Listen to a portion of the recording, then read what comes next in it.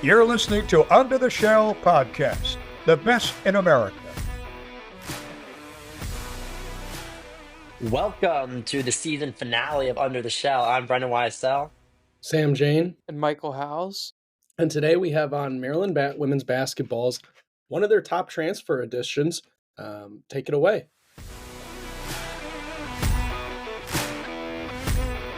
Well, we're pleased to be welcomed on by Maryland women's basketball's newest transfer addition, Oluchi Okananwa. Thank you so much, Oluchi, for joining us. We're excited to have you on. Thanks, guys, for having me. Well, first off, we can start, being from Boston, we have another Boston member on the podcast. Out of 10, how disappointing was last night's game against the Knicks? I'm not even ready to talk about it. I'm at a loss. Yeah, that was a pretty brutal collapse. But moving off the NBA and to kind of who you are, take us through a little bit about what went into your decision to commit to Maryland. Duke is obviously an esteemed program. You play under a pretty popular coach there in Durham, but decide to enter the portal and commit to Maryland amongst a team that has a lot of wings already. Can you just tell us what your process was to committing to coming to College Park? Yeah, well, first and foremost, anywhere that I was going to go, I knew I had to have a strong relationship with head coach. So taking the time, even though everything in the portal moved so fast, and I didn't have as much time as I would have had I been going through this the first time around in recruiting with Maryland. But it was enough for me to be able to form somewhat of a relationship with Brenda and really trust her. And most importantly, trust that I'm going to grow here at Maryland, which was a big thing that I was looking for when it came to the portal, and just assessing the team and the kind of players that they had, and most importantly, the position that I would be stepping into on the team. I knew that this was the right fit. Duke and Maryland, those used to be bitter rivals in the ACC. Has anyone down there at Duke said anything to you about coming to College Park? Well, let me think. Probably in their heads, but I think I got, the nice sayings to me about congrats. You had the opportunity to play in the Xfinity Center this past season. What do you remember about that experience and kind of the atmosphere in the Xfinity Center? Yeah, it's huge, first of all, compared to my previous school's gym. But it's kind of funny thinking about it now because I just thought it was just another road game. I didn't really think much about it. I didn't think that this was going to be a place I was going to call home later down the road. Can you tell us a little bit you talked about your relationship with Brenda. Did she recruit you at all out of high school? Yes, we had a brief interaction outside of high school. At high school. But it didn't necessarily materialize into much, She had her eyes on others, I had my eyes on others, so we didn't necessarily make that connection to choose each other more, I would say. But yeah, we're definitely familiar with each other. So then when it came this time around, did you reach out first? Did she connect with you? And then what was your best Brenda impression, your first impression you got of her, or a good story you had during the second recruiting process? Yeah, the day my name went into the portal, I was on the phone with her not too long after. She reached out to me. She really, what it was she showed me that she wanted me, which I think is a big thing for me. She recruited me super hard, so hard to the fact that she was it's so funny. We were texting until something a.m. and she was like, why don't we just get you here tomorrow? Because we were planning for a visit and we were thinking, okay, let's think about the Tuesday coming up, because my name went in the portal Friday. She's like, okay, let's think about Tuesday and whatnot. And all of a sudden she's like, no, I want you here tomorrow. We want you. So that's definitely the biggest impression I got. And that was the biggest, okay, she's serious. When you get a text from I always have wondered this, does it just a random number that comes through? Do they text you before being like, hey, this is Brenda Freeze? Or do you just kind of have to pick up and be like, I don't know who this might be, but it could be any random college coach? Well, So actually, I don't answer if I don't know the number. Because usually they text after, so I'm like, okay, I'll just like, I need Right. to, and I'll wait for the text. But also, like once I'm in the portal, like college coaches, like they didn't just reach out to me; they reached out to like um, people in my circle, like my AU coach, and reach out to my age, like whoever it may be around me that maybe they have a connection to. So I'm not just receiving a bunch of calls from everybody. Yeah, no, that makes a lot of sense. What went into the decision to actually end up leaving Duke? Obviously, you do all the transfer portal process then, but why did you want to get out of Duke?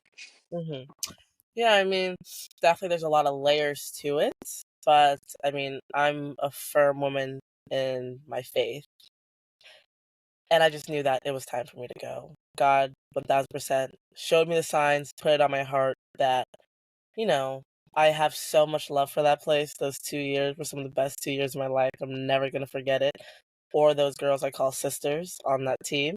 But when it's time for you to move on. Did you coming off? I mean, you had a great freshman season when you were at Duke. I think you were the sixth player of the year at that point, the first Duke player to ever win that award. Then came off the bench again in your second season. How much of coming off, like wanting a chance to start? Because players, yes, like you can play roles and things, but starting is an important thing to a lot of players. Is that something you want at Maryland? Have you talked with Brenda about it? And did that play into your decision to leave? Because generally, if someone wins sixth player of the year, they're going to naturally be elevated into a starting role the season after. So it was interesting to kind of see that. Can you talk about, the two questions I asked? Yeah, I mean, of course, everybody wants to start. And really, what I did at Duke was I just kind of had to drown out all that noise of wanting to start because I need to focus on being successful on the court. And it kind of gets hard if you're constantly thinking about what you don't have. But me starting was not a reason why I decided to leave Duke. We had a senior guard that I would play behind that was graduating, so I knew that there was going to be a spot open for me to fight for, and I was confident enough in my abilities and what I've shown for me to be able to get that spot, hopefully. Of course, at the end of the day, that's not my call. Um, so I was strong in that. And of course, obviously speaking to Brenda, and this goes back to where I said about where I fit in on the team and why I think this is a really great opportunity for me. I do have a strong sense that I should be starting. Once again, I'm another firm believer in you got to work for everything that you get. I don't want anything just handed to me. That's never really been how things go in my life. So, I mean, I'm going to put the work out there to become a starter to make sure I earn that spot. Was that part of the conversations you had with Coach Freeze, kind of the role that you would be playing this upcoming season, coming off the bench versus being in that starting rotation? Of course. Yeah. That was definitely one of the first questions I was asking any college coach I was talking to when I answered the portal, because having been in college basketball now for 2 years and understanding the role I had with Duke, I really wanted to make an emphasis that I wanted to step into something bigger with more responsibility. So that was one of the first questions I asked. Can you kind of describe your position to us? Because you're listed as a guard. I've watched some of your tape. You play almost like a wing, but then you rebound like a forward. It's an interesting dilemma you have going on there. What is the ideal position and role that you're playing between the 1 through 5? Yeah, I mean, whatever I'm needed, to be honest. That's really a big thing for me, of whatever my team needs. If they need me to bring up the ball and push it, I can. If they need me to knock down some threes on the wings, I can. If they need me to go in and get a bunch of rebounds because we're losing on the boards, I can. So I wouldn't say I'm necessarily positionless, because obviously my height stunts me at positions. So, but yeah, I just think I'm a guard that's looking to do everything and be everything. You have a lot of players kind of like that on this team. If you look, I mean, Bree McDaniel really has 1 through 3 versatility. Smichael played kind of between the 2 and 4 last year. Do you expect, you guys, Saylor, Poffenbarger kind of does the same thing. Do you expect it to be almost like just a mismatch or mishmash of different wings that kind of build up the lineups, or do you think Brenda's going to have defined roles for you as the season progresses? I'll be honest with you, I have no idea, but I completely trust Brenda and her vision and plan for the team. I'm really just going in there like everything's in her hands, obviously, because she's look at her reputation as a head coach. So I know she knows what she's talking about and what she's doing. Do you have any previous relationships with the current Maryland roster, or have you been in touch with some of the other transfers that are coming into Maryland next year? I think no, not necessarily. No, not necessarily do I have as much relationships with them. But honestly, it's funny because coming on my visit, wow, like they were just so easygoing. Like that's like you hear a lot of different words. Oh, how was the team? Well, they were nice. They were funny. They were just so easy. Like nothing about integrating with them was hard, which I think was another thing that really put my decision over the top of like I can play with these girls. I can talk with these girls. I can really see myself being a part of their team. So when you're in the transfer portal, is there any communication with like the other transfers that are incoming from Maryland, or is it mostly like, once we get to campus in the summer, that's when we start to bond, that's when we start to get to know each other? Yeah, definitely. Once we get to campus, because also you don't really know who's committing to where. Like obviously, if they're getting recruited by the same school doesn't necessarily mean they're gonna go. So creating a relationship to then be like bye is kind of odd. And also everyone's really just so focused on like finding their new home. Right. One of the things that I think is kind of the biggest swing stat for you, you've shown the ability to make threes at the college level. You've made 58 over the past 2 seasons at around, I think, 32%, but it hasn't been necessarily a strength in terms of your overall game. What are you doing to work on your jumper this offseason? Is that your top priority to be able to knock down perimeter shots? Because that is a big deal in Brenda's offense. She values perimeter spacing, especially from guards. Talk to me about what you want to do with your jumper this offseason. Are you making any tweaks? Is it just repetition? What are you planning to do in the summer? Yeah, that is quite literally my number one goal right now that I'm working on. And all that is reps. Reps, reps, reps. I'm getting reps, of course, stationary, on the move. I've been doing a lot out of certain in-game offensive actions that I feel like we might see. Obviously, I don't know the Maryland offense, but I just want to stay ready. And I think that's it, really. It's consistency. It's the long game. I'm excited to put in all this work and then see the results when it comes time for the season. But I 100% know I'm a better shooter than I've shown. And I'm excited to show that. You showed it a little bit in conference tournaments. You've had a knack for thriving in March. What is it about those ACC tournaments that you really turned it up a notch? Was it just a string of games where you really just like locked in? Or is it something about playing in a conference or NCAA tournament that you really like and kind of shine in? Yeah. I really don't know, to be honest. I guess maybe because I actually like pressure. It's not something that I shy away from. So maybe it's kind of those situations where I'm either going to rise up to the challenge or I'm not. But also those things are fun for sure. Yeah. You're competing for a championship. Obviously, everyone has the goal of the NCAA championship, but I think a conference championship and title is. That's something that you remember forever. It goes up in the rafters. Get the ring that I can't wait for, and it overall it means something. Yeah. You've looked at this roster, I imagine. You've seen what the pieces are. What do you think that, this team seems pretty loaded. Has there been talks with Brenda? Does she seem like, hey, like I think we can be not only Big Ten contenders, but contenders across the country? Has she talked with you about those expectations? Because I know you mentioned wanting to win a Big Ten championship, but do you think this roster is poised to do that? No doubt. That's of course something that I talk about because another thing that was important to me was winning. Wherever I go, I want to be in a position where we have a team that can win, that obviously I can contribute to, and that can lead to success for us. So, truly, I believe a team can only go as far as the people on it, as far as the work that they're willing to put in, as far as the chemistry that they're willing to build. And I think that's something I saw with the girls on the visit, of how not just easily willing, you know, willing to do what it takes to win. So I'm really excited for that. And last question, Oluchi, what's something off the court that fans wouldn't know about you that you think is kind of important? Is there any good stories that capture who you are? Is there any small nuggets about what your personality or things you like to do that you think would give fans some insight into what makes you tick?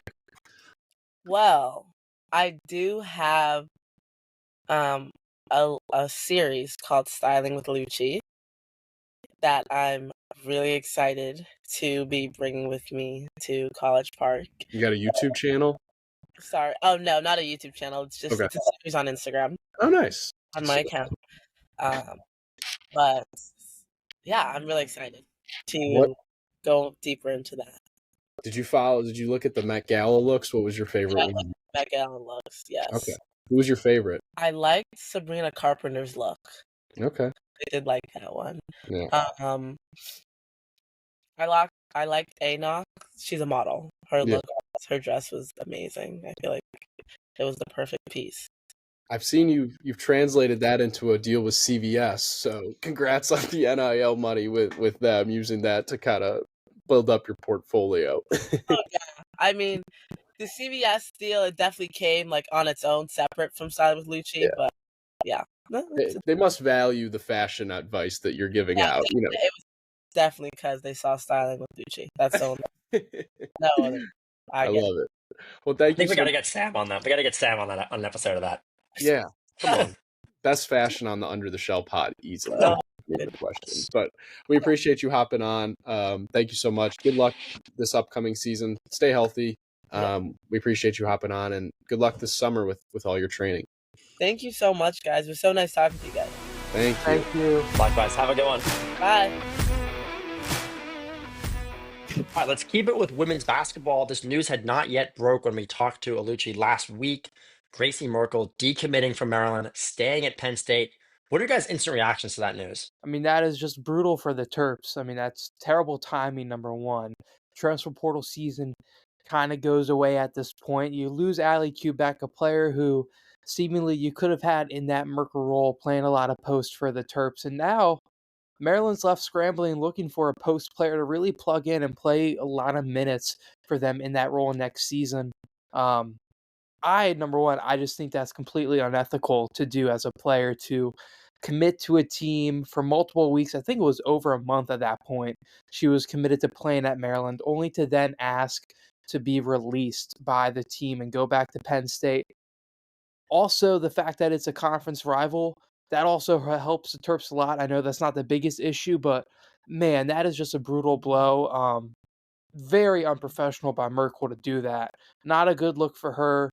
And I assume the fans in Xfinity Center next year will not have the warmest reception to her when she comes in and is announced in Penn State's starting lineup. Yeah, I mean, it's hard to say that, like, we know exactly what happened, right? There obviously could be some behind the scenes stuff. So I want to caution in kind of the way we talk about this, because there could be, something related that, like I said, we don't know. But I think that Mike is right. On its face, this is a really tough blow for Maryland. I think that you looked at her as probably one of the three main creators of their offense next year. She's a incredible post player, the type that Maryland hasn't had in a while. And now they're left basically without a forward that's capable of playing the post. It's easy to forget, but Allie Quebec is out. She exited the fold. She transferred. You're basically relying now on only Brianna Williams, who didn't play at all last year. And that's a scary proposition for a team that's ready roster-wise surrounding the center spot to compete for a Big Ten title. And potentially, I mean, guys, we were talking about this team as a Final Four contender. And I think that now without Merkle, not only losing her as a player, but the lack of depth they have at that spot, and it's going to be really hard to get a player of her caliber or even similar to it at this point in the portal. I'm sure it was a shock to Brenda, I would imagine, and it's a really, really tough blow for Maryland.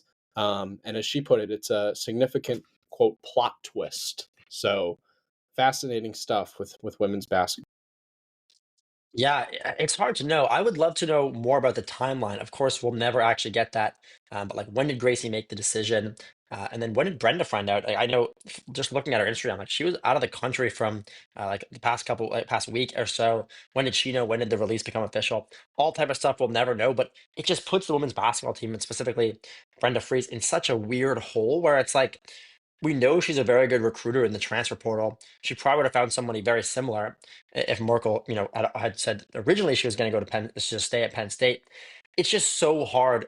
There's so many factors you'll never know. Was it a Maryland side of things that shook things up? Obviously Merkle put out a statement, but uh, at the end of the day, it's really hard to know. Another name I'll throw out there is Iziazi Mamadou, who didn't play at all last year, transfer from Gulf Coast State. Someone else who may have to step up and fill that forward role, but just unproven at the D1 level. So, she was obviously out all last year. So that's something to watch out for. But really, Maryland's probably going to add somebody at this position. But at this point in the game, it's so tough. I mean, summer's already starting, so who knows? Yeah, I want to explain really quick just the logistics before we move on. Mitchell Northam of SB Nation put out a really good story just kind of explaining how it happened. And he talked to some people because people are probably wondering, like, she was committed. I mean, she's recording videos for the team. How can the portal's closed at this point? How can you enter it now? And this article really laid it out. A source familiar with Merkle's situation told SB Nation that aside from her visit during her recruitment, Merkle never stepped on campus or enrolled in classes in College Park. So it's not as if she was actually ever really enrolled at Maryland. She never was a Maryland student. And so she didn't actually she never actually exited the portal officially, which is why she didn't have to re-enter into it, because she was still technically within the portal due to not like signing at Maryland or not enrolling in any classes. If she had done that, she wouldn't have been able to re-enter. So it's really, really interesting because Maryland did announce her as an official transfer. Usually, like, if it was some weird admissions thing, they wouldn't have announced her. They would have just, let it be unofficial. But it was pretty much set in stone until a couple of days ago. So fascinating story. I'm sure there will be some reporting there in terms of what actually happened. And I'll be fascinated to hear what Coach Freeze has to say the first time, she talks about it. So really interesting stuff. Maybe Under the Shell we'll do some digging over the summer to see if we can do the telltale all. But that's all for women's basketball news. On to another women's team. This one, that season ended over the weekend. Women's lacrosse falls in the second round of the NCAA tournament to Penn, dropping the game 11-10. Their season ends for the second straight year in College Park in the NCAA tournament. So really, really disappointing loss for Kathy Reese's squad, especially Brendan. The late game collapse. They're up one with almost over a minute and a half to go. 5 seconds remaining. Penn scores the game-tying goal and then wins it in overtime. Not a lot of losses are tougher than that one, really. And it's a brutal way to go out, and I think a really disappointing ending to a promising team. And now that's 2 straight seasons where they've lost on their home turf, and that's not the standard that we or anybody, I think, holds Kathy Reese's teams to. I'd just like to point out one thing. Last week, I did predict the final score of this game to be 11-10. I just thought it would be in Maryland's favor. I knew it was going to be a very close game. Let me just point out some things at the start, but before we look back at this game. The roster this year for Maryland was always going to have a chance to be very, very good, and maybe their peak was going to be a Final Four. But what we've seen in so many of these type of sports, specifically for women, is that there's a very big difference between the people the teams that can win a title and the teams that can compete very well in their conferences. Maryland's one of those teams that they're going to be a top 10 team probably the whole year, but at the end of the day, they didn't really have what it took to probably ever win a national title. Now they may not tell you that, but I think when it's all said and done, for them to win 5 games in a row against some of the best teams in the country was going to be really, really difficult. And they had shown that throughout the season. They would have had to play Northwestern, who Penn's going to play now. That would have been a really tough game. Going back to the game, they had this game won. I mean, they had the ball. They had picked up a ground ball with 8 seconds left, and all they had to do was just keep it away from Penn for 8 seconds. Nebo Farrell turned it over with 5 seconds, and then a hero shot from Penn ties the game at 10 with 2 seconds to go. And then, Maryland obviously didn't score in the first overtime. And the second overtime, Penn gets the game winner. It's just such a heartbreaker when you have the game won. You did enough to win. Maryland played very solid through this entire game. JJ Soriano in the past month has completely turned a corner. Without her play in the past month, this team probably would not have hosted at all. So a big shout out to her, who did not have a very strong start in the first 2 months of the season. If she continues playing at the level that she has played at this year and the next couple of years, it's going to make this team a contender. And I would assume she's only going to get better and better and become one of the better goalkeepers in the entire country. That is definitely the bright spot. This team will retool. They're a relatively young team. Corey Edmondson might be one of the top players in the country next year. She was already one of the best players in the country this year. This team will be okay. They'll get people back in the transfer portal, but you know, they have to have a sour taste in their mouth, losing two very, very close games to Penn that at the end of the day, easily both could have been wins, and especially this one.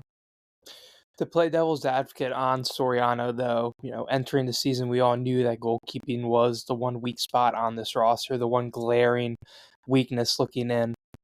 If you have a more experienced goalkeeper in the cage in that moment, do you allow double-digit goals in that game? Do you allow a game-tying goal with 5 seconds remaining? Not that it's Soriano's fault or Kathy Reese's fault, but things to think about with the experience and the level of play there. And yeah, Soriano did keep them in the spot where they were, to be hosting, to be in the tournament like they were, to be in the Big Ten championship against Northwestern. But at the same time, do those things happen if you have someone a little more experienced? I don't know. We will never know, but it's just something to think about. No, absolutely. I mean, she had 16 saves in that game previous. You're right. She lets up the goal at the end of the game and also in overtime. But, she had 16 saves compared to the Penn goalie, only had 7 saves. I think at the end of the day, the Maryland defense wasn't quite as strong as we thought it was going to be, which ended up putting more pressure on Soriano. At the end of the day, in my opinion, she rose to the challenge and kept the team in that spot. Having a save percentage over 500 is going to keep you alive. That's my thoughts on it. We haven't even hit on the biggest issue though. Yeah. In this game is the turnovers. Yeah, turnovers and completely. It's 24 turnovers. I don't care what sport you play. If you turn it over 24 times, you're not going to win most games. And that's been an issue now for a little bit. I think we've always been a little worried about the offense. It never really gelled this season, it felt like. I think the defense, yeah, Brendan, you're right. It wasn't as good as we expected. But it was still the better part of this team, I would imagine. And the offensive inconsistency really came back to bite them in the final game. Moving off of women's lacrosse to a team that won. Maryland men's lacrosse still in. They took down their first round opponent, beating Air Force. A pretty easy win, 13-5. Should be not a ton to talk about. Eric Spanos, all honorable mention All-American, scored a career high 6 goals. And they held Air Force to obviously just five scoring opportunities. And McNanny continued to play well. Spanos recorded the most goals by a Maryland player in an NCAA tournament game since 2021, according to the Diamondback. And a really strong performance for the men's team. Moving off of Air Force, because I don't think there's a ton to talk about there. We all kind of expected Maryland to clean up in that game. They will play now Georgetown, who beat Duke. They'll play on the 18th at 2:30.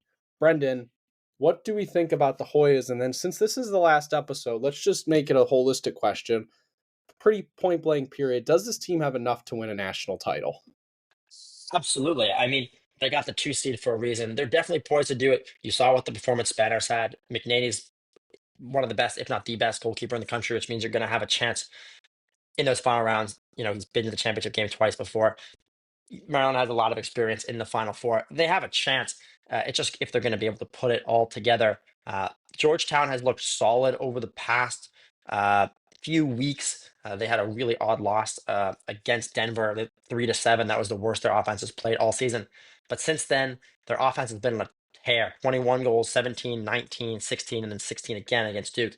Their offense has been on fire. But these are the type of teams that Maryland really enjoys to play when they know it's going to be a battle of if their defense plays well, they're going to win the game. On the flip side of that, Georgetown's defense has looked decent, but their offense is definitely what's been leading them to win games. I do think that Maryland is a stronger team than Georgetown all around. These teams scrimmaged way back at the beginning of the year. Um, all that to say, if we're looking long term, I think Maryland wins this game. I think it's pretty close in the first half, and then Maryland takes over. I think Georgetown has relied so much on their offense in the past couple weeks, and they haven't faced a defense quite like Maryland's in a long time in their season. And once they do, they'll be shut down. I would expect McNaney to play very, very well. There should be a lot of fans of that game, Maryland Georgetown rivalry. The game is being played in Annapolis, so that'll definitely be an exciting one.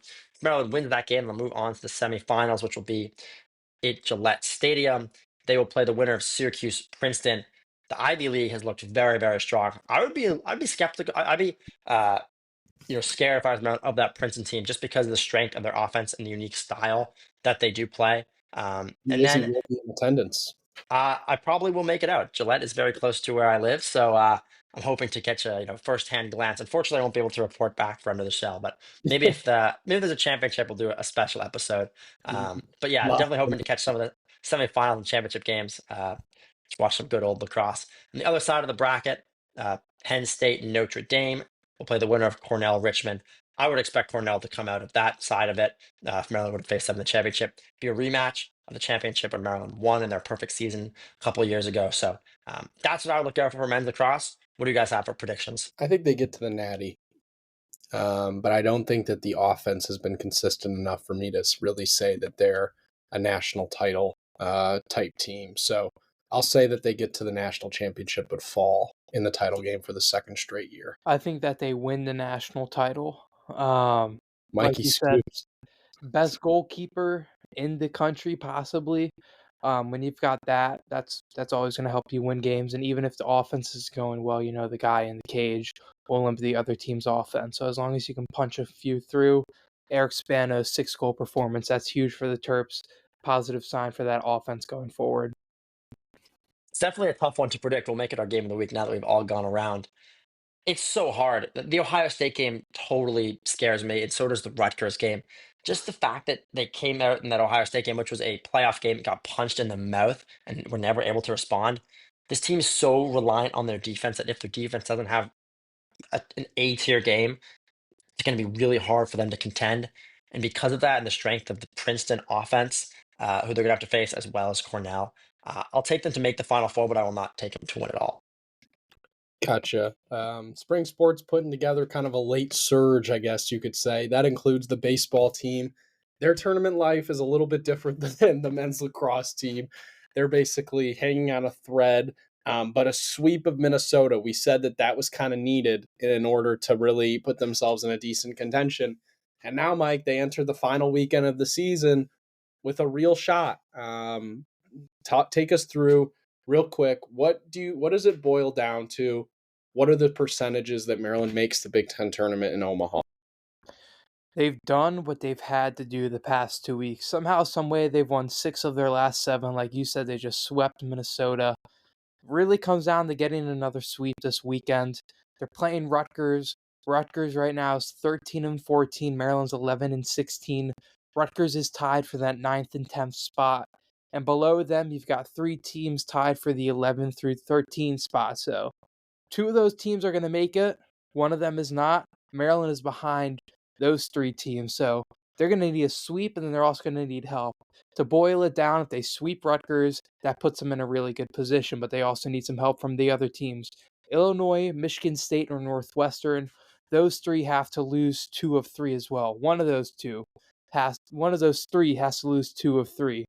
When you're looking at the schedule, I think it's most likely that it's going to be Northwestern that could lose 2 of 3. They're playing at UCLA, who's number 15 in the country right now, 37-14. So if you're looking at a spot where you can get some help, I think that Northwestern series in LA, that could bode well for Maryland. But really, when you're looking at these postseason chances, you come back and think, man, a couple of these blown leads could have really helped Maryland throughout the season. Northwestern, the Friday night blown lead, Ryan Van Buren. That might have been the UCLA game, but UCLA, they blow a late lead. Northwestern, they blow a late lead. Illinois, they get swept even if they win one of those games at Illinois. That helps them. Indiana, they blew a lead. Oregon, they blew a lead. So many of these games where it could have gone the Terps' way and they couldn't hold on, whether it was the offense falling flat in late innings, the bullpen blowing it up late. It has really hurt them late in the season and put them in this position where they could sweep Rutgers and still not make it in. So it's going to be a fun weekend to cover. Might be my last baseball games that I cover for the Diamondbacks. So going to cherish this like I did the possible last midweek availability I had earlier today. Did Swope say anything to you? Did you let He him was know? not at practice today. I talked to pitching coach Jimmy Jackson instead. Oh, well, it's poetic that you ended with Jimmy. Yeah, love my guy. Let's go into in terms of if they were to only win 2 of 3, chances probably close to 0, right? You need them to you need Northwestern Illinois or Michigan get State to swept. get swept. Yeah. Gotcha. It'll be fascinating to watch with baseball. Let me spin this argument a little bit here. If Maryland does get into the tournament, this is kind of what Mike has been saying all year. They definitely would be getting hot at the right time. Their odds of making it aren't good. However, they are getting hot at a very interesting time. They would have probably liked to start this a month ago. Yeah. But if they do get in, it means they could potentially do some damage in the tournament. But my guess is it'll be too little, too late. But I mean, they don't control their own destiny, so they got to go win 3 games and then see what happens around the rest of the Big Ten. So it'll be interesting. The past 2 weeks, they've been saying treat every game like it's game 7. But like you said, that could have come a month ago. That could have come 2 months ago. I don't know why this belief is now coming up, but it's positive to see. A couple injury notes. Hollis Porter left Friday's game. Did not return for the game Saturday or Sunday against Minnesota. There is no update on whether he will be available by Thursday's opener against Rutgers. That would be huge.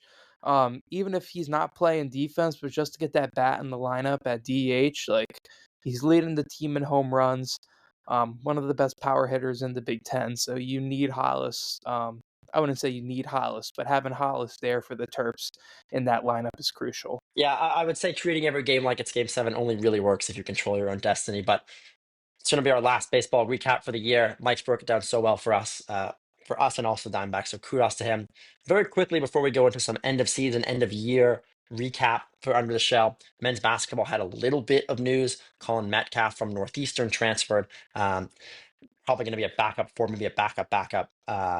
Maybe a Patrick Emilion type role. Don't expect him to make a huge impact in his final year of eligibility, but that's just the men's basketball note as we head into the summer. Good backup big. They needed one. Payne's probably going to play at least 29 minutes a game, so they needed somebody to kind of give them 10 or 12 minutes. Brendan mentioned it, but since it's our last episode, we're going to have to finish it out with kind of a recap of the year. We'll speed through these, not do a draft, just our own favorites. Favorite guest from Under the Shell. We'll start it out. It's been an awesome season. Trying to think. We had some funny guests. I would say, though, my favorite was probably, we're doing the whole year, right? So yeah, this entire past season and now this season as well. I think Len Elmore was pretty epic. I would say him. I thought that he was one of the more well-spoken interviewees that we've ever had. That was a lot of fun. I thought this is a while ago, but Dante Trader was really good. I really liked Brett Nelligan. That was a great interview to be on. But just name them all while you're at it. Okay, Mike, take it away, big fella.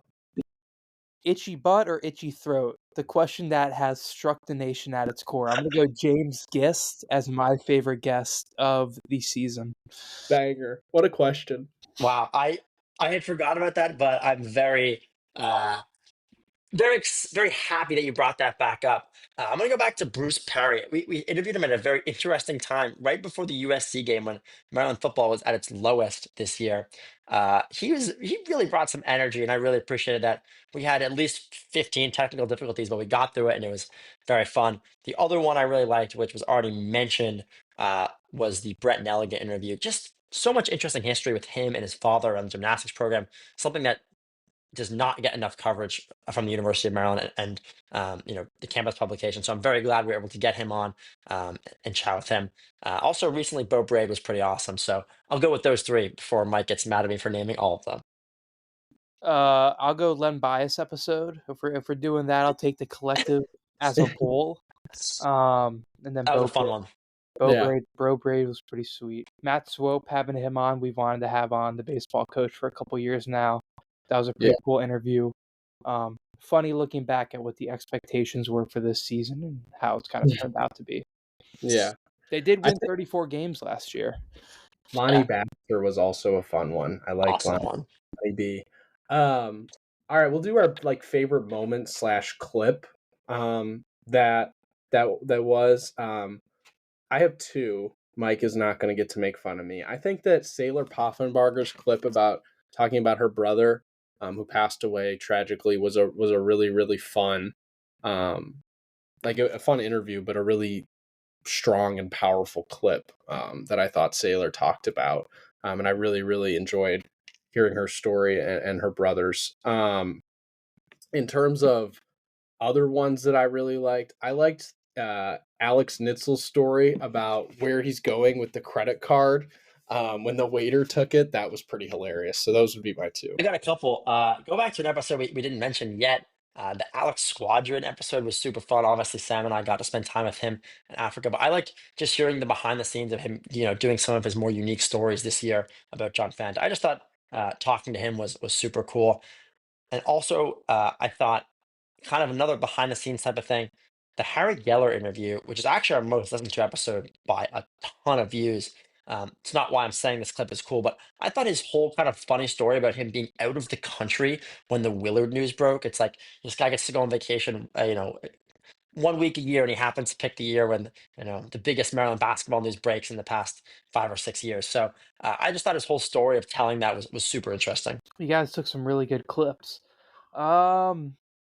I'm going to go some clips that we did ourselves on the pod. I think 100 Terps versus 1 Gorilla. I think that was a pretty cool, enlightening conversation that we had. Really in-depth analysis of Maryland sports there. I also think we got to know the Spalding football program a bit this season, between talking to Coach Schmidt, getting to know Malik, getting to know Jaden Ships. Really cool to talk to those three, get to know the inside of a championship-winning high school program, and some Terps that are going to be playing for us this upcoming fall. So really cool to talk to those guys. Definitely. That was all from Under the Shell. Now let's speed through Whoa! You don't want to pick a favorite terrific Terp? Oh, that's right. Well, we're just gonna shout those out. I'll give one shout out that I really liked. I like the Lee Corso one. That was a cool story. Lee Corso was very fun last week. Mike Mike has thoughts about Lee Corso, but Don't worry about it. I thought week 12 of this season, Bernard Filoni was super interesting. Quarterback, the only person to ever be in the Heisman running for Maryland. I thought it was a super interesting one. And I got a pretty good one at the end of the episode. Which is nuts. Wild. Yeah. I got a pretty good one at the end of this episode as well. So stick around. That's just a plug to keep listening. All right. We're going to each do these all at once. So best team, the worst team, the best Maryland game, the best individual player, and the top coaching performance from the year. And the teams are relative to expectations. I'll start. I think the best team was the men's basketball squad. I think there were high expectations. I think they outdid all of those. The worst team, I think, relative. I know they're making a late push, but I think baseball has had a really, really disappointing season relative to what we thought about them entering the year. Baseball or football, I think, is kind of the only real two that you could mention. The best game, I'm going to go the women's basketball tournament game against Alabama. That was one of the most fun I've ever had watching a college basketball game between Taviasu and Sarah Ashley Barker going at it. That was incredible. The best individual player from this season would be tough. I think I'll go Logan McNanny. I think he's had a pretty incredible season. him or Derek Queen, I think, would kind of be the two guys I would think of. And I think they both have had really, really good years. And then the top coaching performance this season, Megan Ryan Nemser. That's my answer. Troll pick? Was that? Yeah, that's a troll pick. Right, what's your actual answer for that? Okay. I think that both basketballs have had really, really good years. Can't pick Willard, bro. But you can't pick Willard. Yeah. David So Evans is a good pick too, I think. yeah, exactly. I'll say well, actually, you know what? We'll give Alex Clemson some love. I'll take Alex Clemson. I think Clemson, to get the All-Americans, to have a good NCAA tournament, relative to the program, I thought he had a really good season. Best team. You took the men's team first, so I'm gonna go women's basketball. Sweet 16 berth. It's accomplishment for Brenda Freese. Unfortunately, just run into a juggernaut like South Carolina. That happens in tournaments. Worst team relative to expectations. You said baseball. I would have said baseball. God, it's just been so frustrating watching this season. All the wins that were left on the field, all the blown leads, the RVB blown leads, Andrew Johnson blown leads. But I'm going to not pick baseball. I'll go football. Obviously, very disappointing. We all had very high expectations, especially with what looked like a pretty soft schedule at the beginning of the year. So to finish the way they did was pretty disappointing. And next year could be even worse. Best game, I'm going to go Michigan State. Hype in that building was crazy. Probably the most hyped up game on campus all year. Obviously, didn't end the way a lot of the people inside Xfinity Center wanted it to, but probably the most exciting finish. Obviously, there's one in the NCAA tournament that could rival that, but I think being a half-court game winner at the buzzer in a packed gymnasium doesn't beat that. Best individual player, I'm going to stick on the basketball route. I'm going to go Derek Queen. Most likely a lottery pick, did not have a great combine. A lot of people are saying online. We've known he's not the most athletic player in the world. But Derek Queen, freshman year, really left a legacy here as the hometown kid. And then top coaching performance, I mentioned them earlier. I'm going to go Brenda Freese taking that team to the Sweet 16. First time in 2 years that they reached the Sweet 16. A roster that probably wasn't as good as the one with Diamond Miller and Abby Myers, but still made it there. So that is my selections. Brendan? I'll pick up where you left off. I'll just add about that women's team. I mean, they're a couple plays away from going to the Elite Eight, and that roster without Bree McDaniel is really not probably supposed to make it that far. So good picks all around. I'll start with a team that underperformed or whatever, missed their expectations by a lot. God, it's so tough to do this, but women's soccer, the expectations weren't high, but they definitely didn't hit them. The lack of scoring in the Big Ten, the run they went on, like I said, they didn't have insane expectations. They were never going to win the Big Ten. They were never probably going to finish in the top half. But as a Big Ten program, the expectations are obviously higher than that. Just being so non-competitive in a lot of games is a good way to miss expectations. I would say the similar thing with the softball team. The team that I think far and away outperformed their ceiling was the men's soccer team. If you guys got to remember, way back to the fall, I mean, they were picked seventh in the Big Ten preseason poll.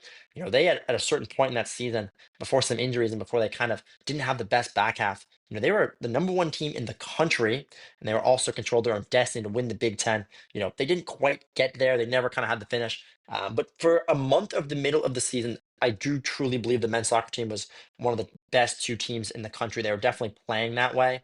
And that was certainly way better than anybody thought. You'll see kind of a common theme with some of my picks here. I'll move on to coaching. I talked about this program earlier. I'll go with Brent Nelligan in women's gymnastics. Not a conventional pick, you'd say, but led the Terps to their best overall team score in a regional ever for the history of the program. So it's overall a very solid performance and something I don't think many people saw coming. I'll go back to the best player. I just talked about men's soccer. Colin Griffith, you guys picked some other ones I definitely would have picked, but Colin Griffith had an incredible season.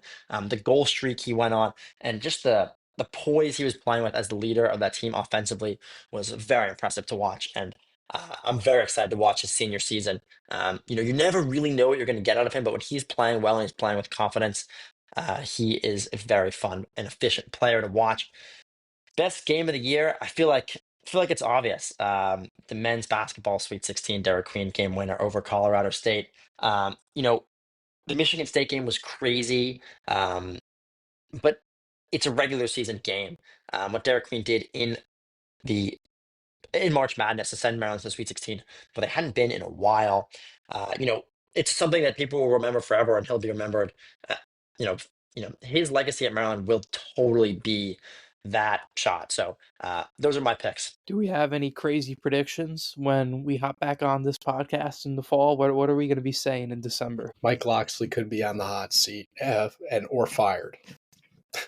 No, no chance before the season. There's a 0% chance that's true. That take is really, really, really hot.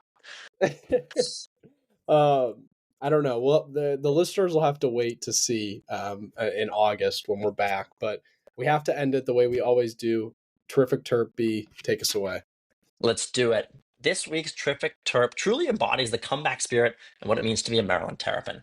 Jake Funk spent 5 years at UMD, and by the end of his senior year in 2020, was one of the best halfbacks in the country. Funk grew up down the road from College Park in Gaithersburg, Maryland, where he attended Damascus High School. In 2015, he won Maryland Gatorade Player of the Year and set a Maryland State single-season record of 57 touchdowns. He did this all while leading them to a 14-0 season and winning the 3A state title. Despite all this success in high school, Funk was only a 3-star recruit at his highest rank. He didn't seem to care very much and decided to come to College Park to start working. He had a solid freshman season in 2016 where he averaged 4.7 yards per carry. He appeared in every game but was not the lead running back. Next year, he came back, grabbed 4 touchdowns, and was named the Special Teams Player of the Year for the University of Maryland. During the next 2 years, Funk was plagued by injuries. First, a broken hand in the season opener in 2018. Then he came back later in that season and tore his ACL against Ohio State. In 2019, the third game of the following year, he tore his ACL again in the same knee. Funk once again had to go back and rehab and get another surgery. When that long process was finally over, he entered the 2020 season with the pandemic, canceled a lot of games, and canceled the out-of-conference slate. Despite all that, limited season and all, he averaged 6.8 yards per carry, good for second in FBS, and helped lead the Terps to a key win over Penn State. His star senior year and his resolve led the 5'10" running back to the NFL draft. Like many Terps this year, he was drafted later in the process, going in the 7th round to the Rams. And all of Funk's work finally paid off because in 2021, he became a Super Bowl champion with the Rams. Since then, he has bounced around a bunch of practice squads and game day rosters with the Saints, Colts, Ravens, Lions, and most recently, the Jaguars.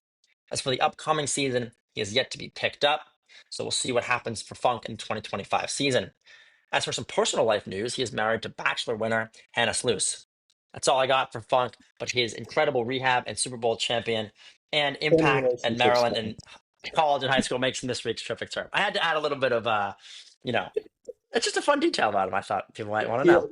B always has got to add a little bit of relationship galore into these people have love lives, it's whatever. It's no Goldman and Sachs, but it's a pretty cool marriage she has.